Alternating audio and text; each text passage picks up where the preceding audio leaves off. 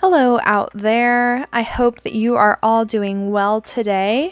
I decided that I needed to get out and do some painting, and I already had a bunch of oil paint left on this little palette from another painting session.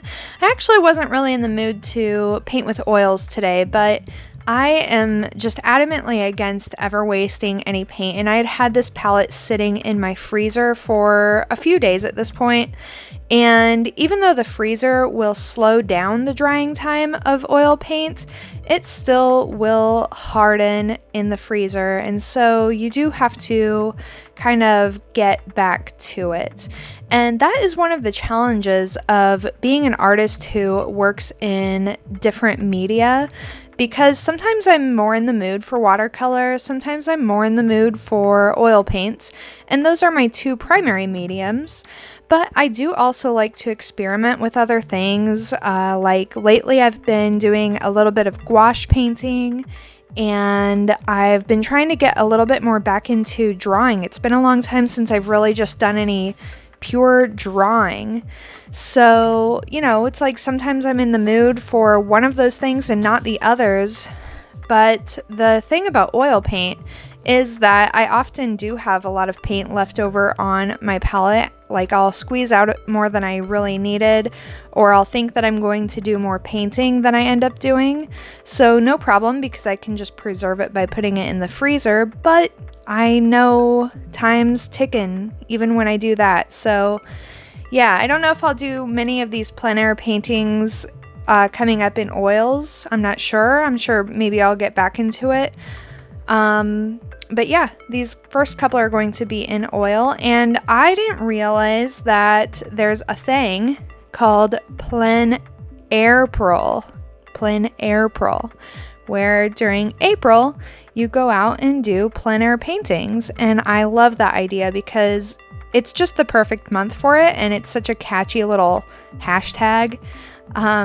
So I decided that, I was going to go out and do some plein air painting anyway, but I decided that I would try to get caught up on Plein Airpril, because today is April 4th, and I think that I had actually done some other plein air paintings maybe on the 1st of April. I'm not sure.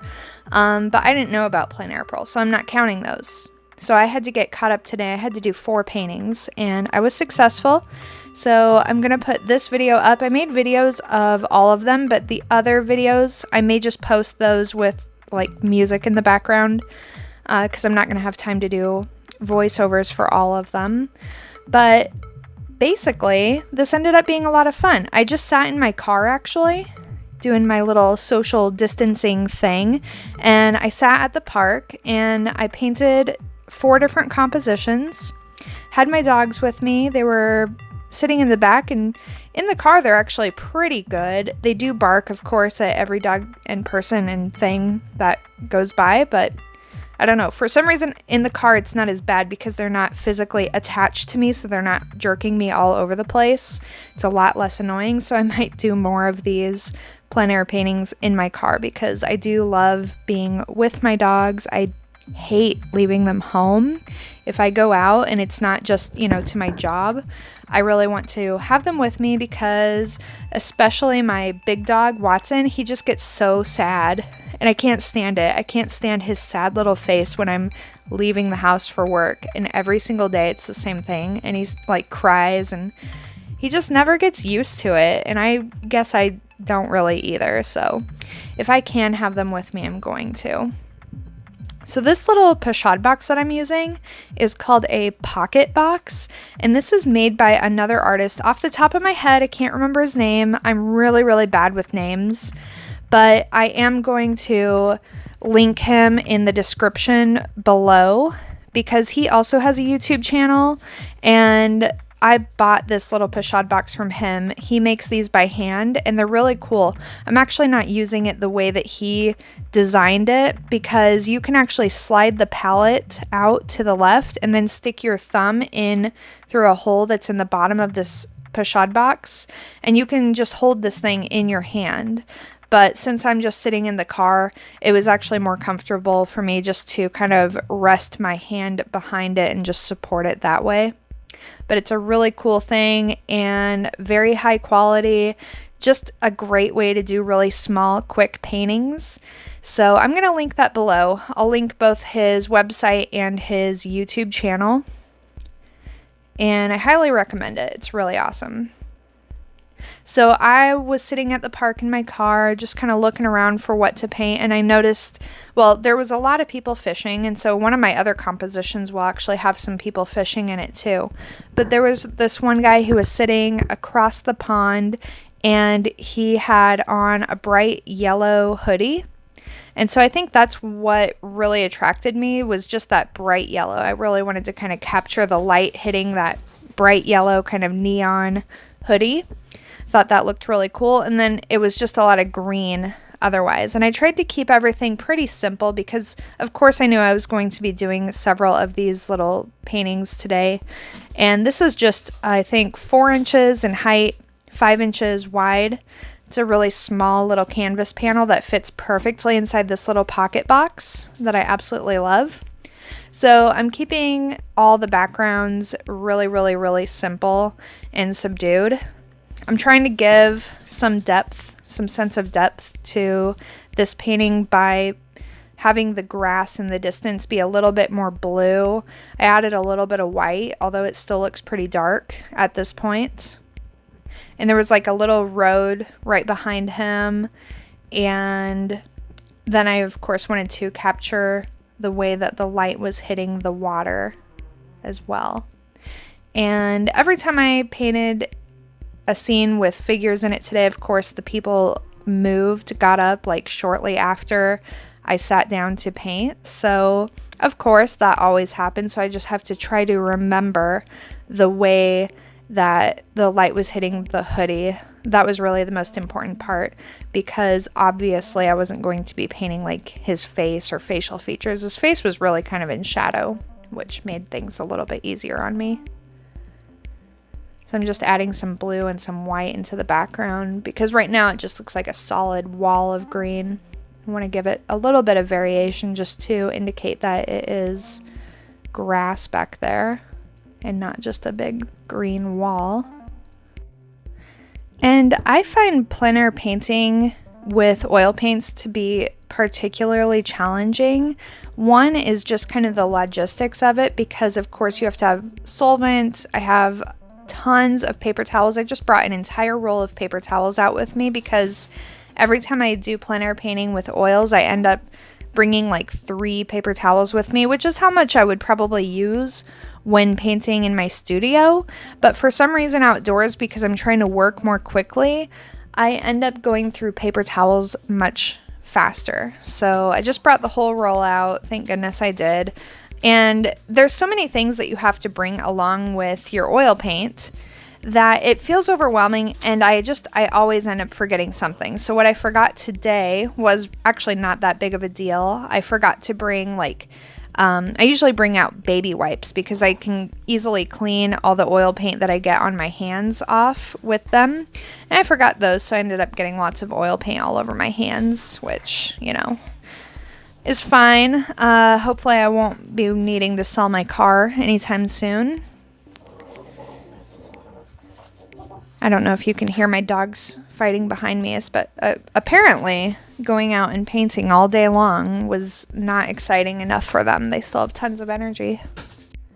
Another challenge that I have when painting on plein air with oil paints is that I tend to break all the little conventions and rules, and, well, not really rules, but guidelines for painting in oils. Like, I find it really difficult to just paint from my darkest values to my lightest values. I feel like I end up going all over the place, because when I'm painting in plein air, first of all, I don't even like to tone my surface like I typically do when I'm working in my studio, because that just muddies things up a little bit too much when I'm trying to paint really spontaneously, and I don't have the luxury of being, really mindful of my brush strokes. I physically don't have enough space to kind of do the gestural strokes that I usually do. Like, I like to put my whole arm into it, but I'm sitting in my car, or else I'm outside and I have my dogs with me, and there just isn't like the physical freedom that I have in my studio. So I feel like I have a lot less control over my brush when I'm painting on plein air. And if I have a toned surface, then I end up just with a lot of intermingling of colors that I don't actually want, because I can't control the pressure that I'm applying quite as well. And so that's a problem, but also, you know, that's the problem with working from dark to light too, because there's some areas that I have to add white to, and in order for things to start making sense to me in a reasonable amount of time, I need to just kind of start out that way. So it's kind of a different thought process than I'm used to, especially in terms of working with oil paint. But overall, it was a really, really nice day. The weather was actually perfect for sitting in my car, because if you're sitting in your car, and I did do some plein air paintings in my car during the winter time, and I'm completely against just like having my engine run. Actually, you know, I should clarify. I am against sitting in your car and having your engine run, but I did do it a couple of times in the winter when it was just super, super cold, because it was ridiculous. And like, I didn't have it running the whole time. I would let it run for like 15 minutes, and then I would turn it off and wait until my fingers were just absolutely freezing before I turned it on again. But there were a couple of times where my engine flooded, and I think it's just my car, because I was not allowing it to run more than just 15 minutes. So just 15 minutes of idling caused my engine to flood several times. And so I don't do that at all anymore. But I also just think it's bad. It's bad to waste the fuel. It's bad because you're kind of unnecessarily causing pollution. So in the winter, painting in your car can get really, really cold, but at least you don't have the wind blowing on you, which is a big issue here in Nebraska. But then, of course, when it's warmer outside, even if it's not a hot day, even if it's just kind of a mildly warm day, your car gets really stuffy and hot really fast. And that, of course, is why you should never leave your dogs just sitting in your car, even if you don't think it's that hot out, because sitting in there where it's enclosed and there's no air movement, it quickly begins to feel very like suffocating and bad. So today just happened to be a really nice day where it was pretty chilly. I think it was probably about, when I went outside, it was probably 45 degrees Fahrenheit. And I'd say that that's about the perfect temperature to just be sitting in your car. And then it also depends too, if you can find a place in the shade to park under, that's a lot better. And at this point, when I'm painting this first painting, it looks like I have some pretty good coverage over me. But I know when I was starting my second painting, the sun had moved and it was just beaming in, and it got really hot in my car. And then it also made it just really difficult to hold my little pochade box in a position where it wasn't like half in direct sunlight and then half in shadow. That just made it really difficult to actually film it and have it make sense. And it's also really hard when you're painting on plein air.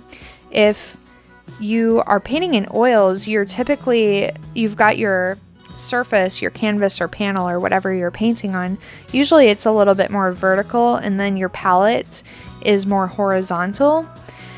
And that makes it really tricky, because you can end up with a different lighting situation on your surface than on your palette, and it makes it really difficult to judge your mixtures. So it's a good idea to try to find somewhere where you don't have direct sunlight on either of those things. It's better actually to either be in the shade, like the shadow of a tree or something. If I'm outside, I usually try to find a tree to sit under or something like that. Or if it's overcast, that's kind of my favorite days to go and do plein air painting, because you just get a more even lighting situation, although you don't get any shadows or anything like that. So, you know, kind of depends on what you're after. For me, I would rather have kind of a dull, dreary day to paint than deal with the sun moving or like sunspots all over the place, and trying to situate myself in a way that will help me to actually get the painting done. So right now things are going good. I have a white towel on my lap. That's what you're seeing kind of in the background. and I have my camera propped up on this weird little arm. It's actually something that was intended to, like, if you're gonna lay in bed, I guess, and have your cell phone in front of your face, but you don't want to prop it up with your arms. It kind of has a flexible neck, like a gooseneck, and then it holds your phone on the end. But I use that just for doing weird little paintings in my car, pretty much. So at this point, I pretty much have everything blocked in terms of the background, and haven't really even gotten to the most challenging aspect of this little painting, which is of course going to be that little figure, who I kind of just have roughly blocked in right now, but I'll end up doing quite a bit of work on him or her. I actually couldn't really tell if it was a male or a female sitting over there. But right now I'm adding in, there's sandbags lining this little pond. It's a man-made pond that has been here forever, and it's just lined with sandbags, and sometimes I think that it is really ugly, but today it was okay. I dealt with it today. I wish it was a little bit more natural looking, I guess. It's a really unnatural looking shape altogether. Like, they have this stream kind of snaking through the park, and this was a planned park. I can't remember what year it was that they planned this park. I think it was maybe 10 years after World War II. But anyway, they thought it was a good idea at that time to just make everything look really artificial. I know in one of my other videos I was complaining about all the trees that they had planted and how they're just kind of like perfectly spaced apart and doesn't look very natural at all, and it doesn't make a great composition in my opinion. But that's just my opinion, and this is a very popular park. There's always people there fishing and feeding the ducks and just hanging out. People like to have their weddings here, and my goal is to sit and paint a wedding at some point.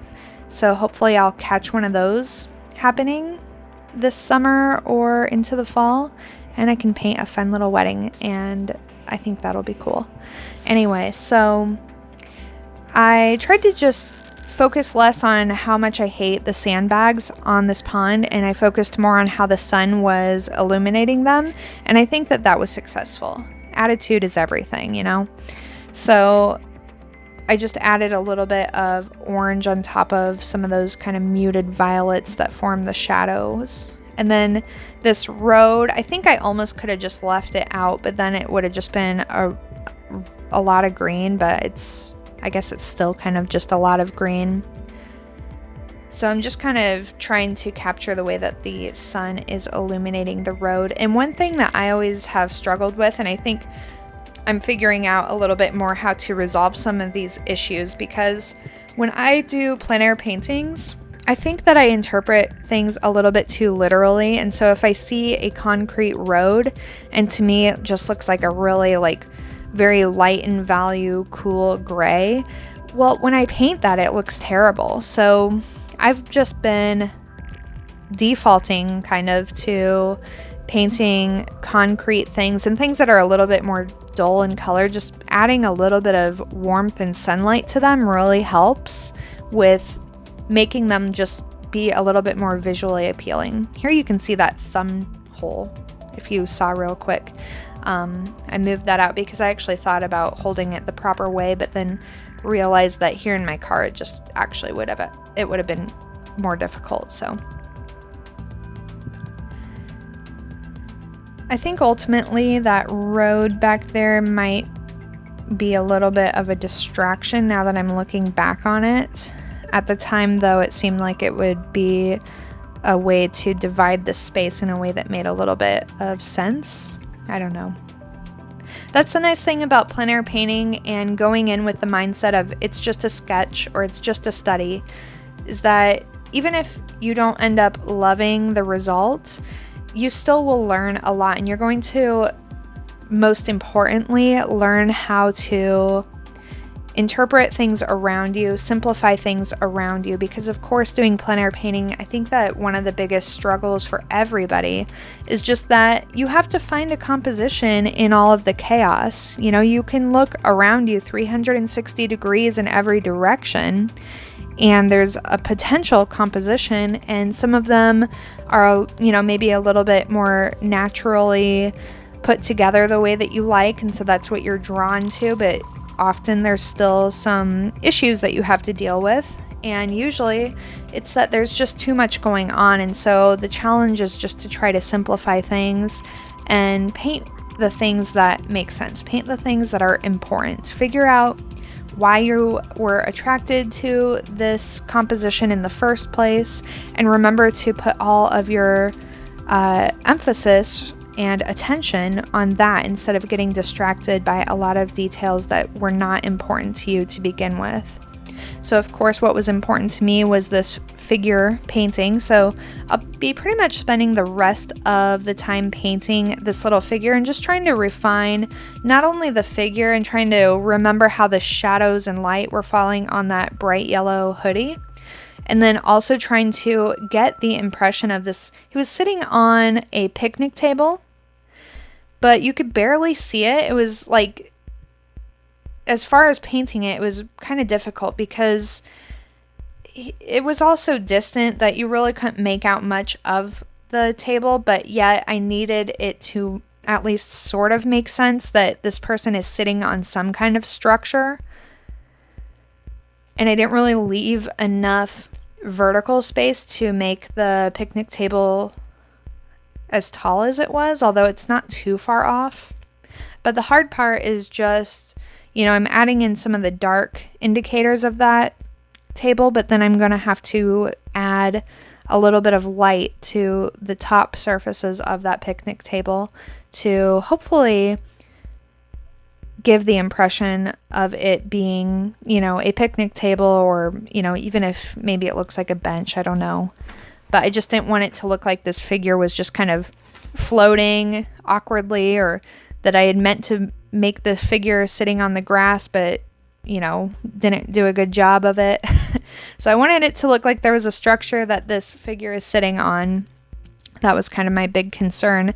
And I don't usually use paintbrushes that are this small either, and I haven't done too many of these paintings on this small format.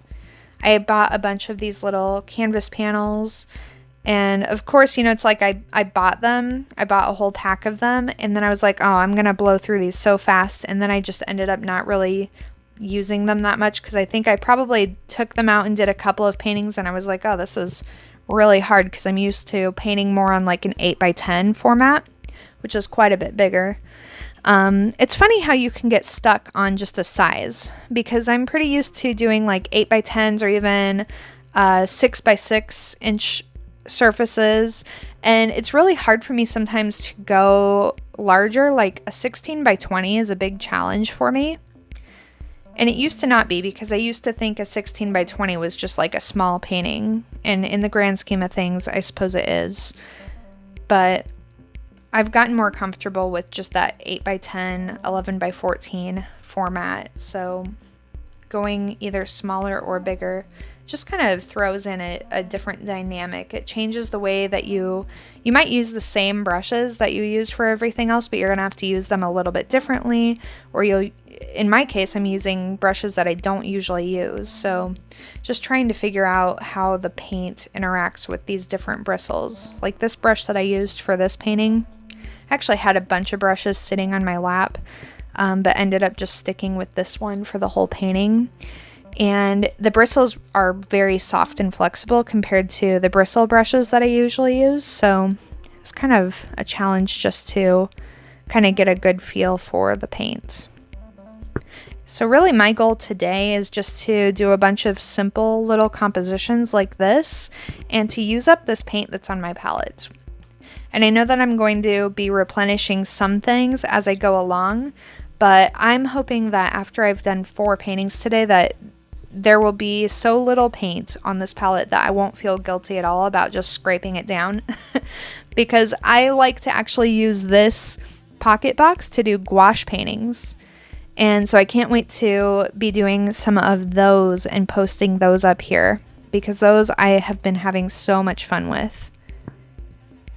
And I do kind of have the same problem with gouache as I do with oil, where if there's any gouache left on my palette, I'm like, oh, well, I have to use this up.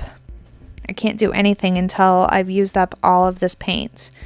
I don't have that problem with watercolor because, of course, watercolor, you just let it dry and you don't worry about it because you can just make it, you know, usable again. You just re-wet it. But with oil, that's definitely not the case. With gouache, it's a little bit better. Like, it at least is kind of possible to reconstitute your gouache, although I don't like that.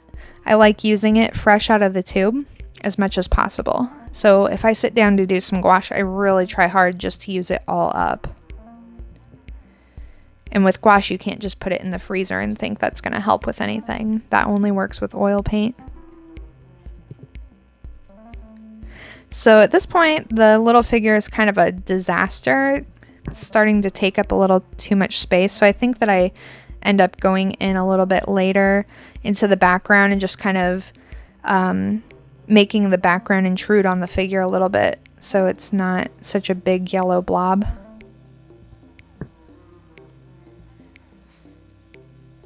There we go. So going back, and I think even just a little touch up like that really helps, so that figure isn't taking up such a massive space. Then I added just a little dab of red to give an indication of like maybe a face, but then I'll probably go in later and calm that down a little bit because it looks a little funny right now. And the last thing I'll end up doing is giving this little person a big fishing pole.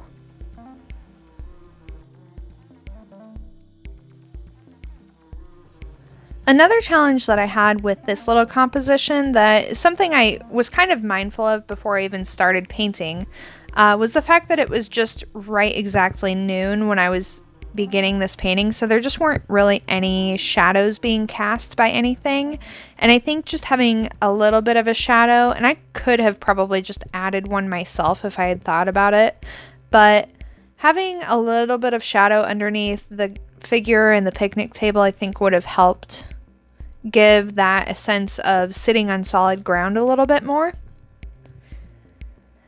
And of course, though, I knew that if I waited even an hour for the sun to move, then I probably would have just found something else to do today and I wouldn't have been able to go out and get so many paintings done. So I knew that I just had to get out there and start painting so I could get all caught up on Plein Airpril.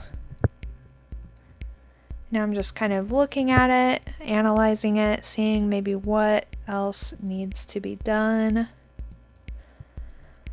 And this brush is very small, but the bristles also splay just a little bit, so I was having some issues just keeping the bristles together on some of the parts where I wanted more of a fine point.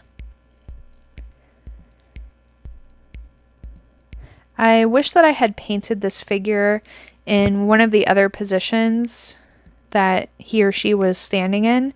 Right here, he or she was sitting on top of this picnic table with his or her legs kind of folded up, and I think that it looks just a little bit awkward.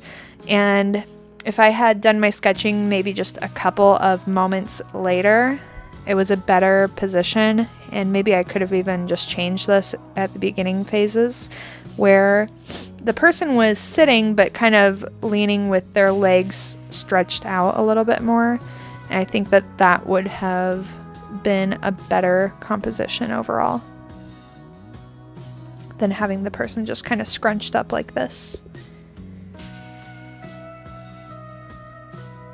Adding just a little bit of texture to that road in the background and adding a few little marks to these sandbags.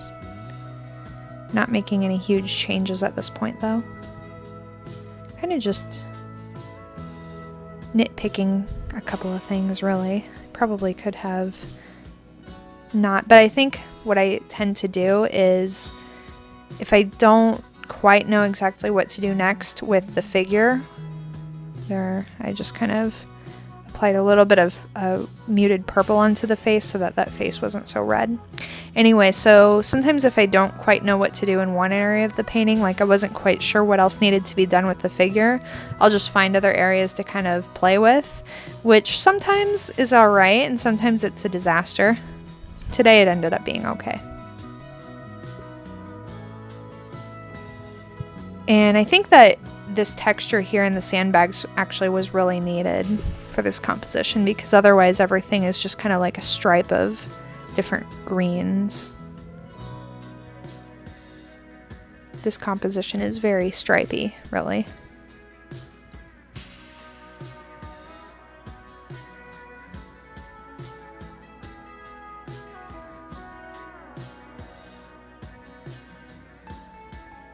And then there was just a little bit of light hitting the very top layer of the sandbags, and I really wanted to try to get that. I didn't want to use too much white though. So I added a lot of yellow, just so it would be a little bit different in hue than the rest of that area, just to add a little bit of light to the top.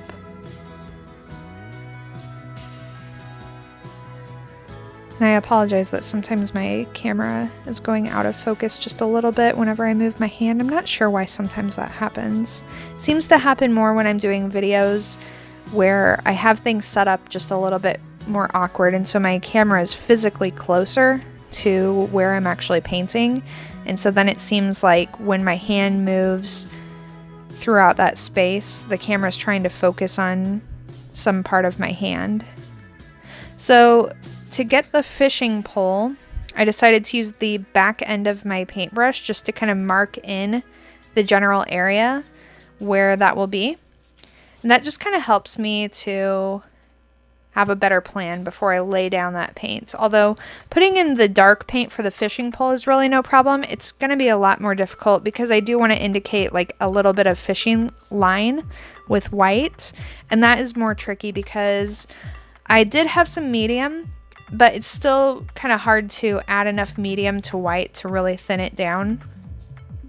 So now I'm going to use the back end of my brush just to kind of, and of course I had to make this up, so I kind of, I don't know, I made the shape of that line kind of weird. I should have just made it kind of straight, but I've got to make it weird. So now I'm just trying to indicate a little bit of white, and this is just a little bit more tricky because that paint is so thick. There we go. There's a big blob. And ultimately, again, it's just a sketch. It doesn't really matter.